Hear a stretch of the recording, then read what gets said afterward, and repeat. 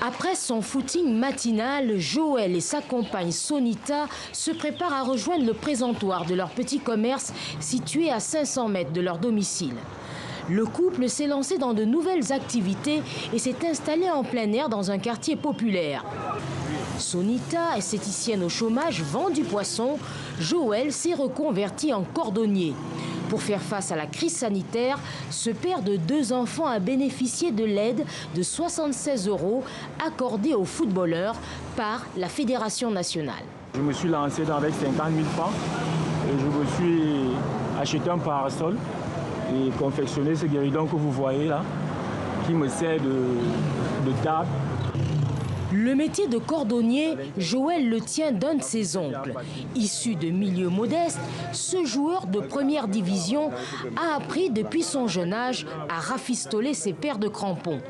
Depuis 10 ans, ce milieu de terrain a évolué dans 8 clubs professionnels, remporté un premier titre national en 2014 et consacré à la surprise de son entourage son temps libre à la réparation de chaussures. Bon, il y a des jours où c'est très difficile. Je m'en sors avec 2000.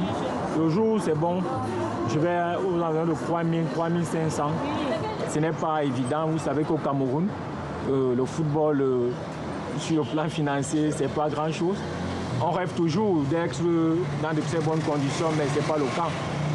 Donc, c'est ce qui m'a amené à faire ce qui m'a motivé à faire ce métier. En milieu d'après-midi, Joël retrouve enfin ses partenaires de club.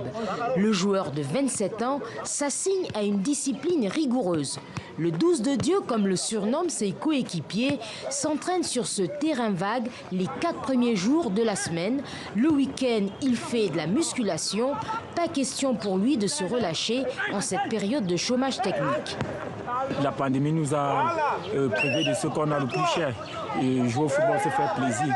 Donc, on a tous hâte que ça recommence. La reprise du championnat est prévue pour l'instant le 26 septembre prochain.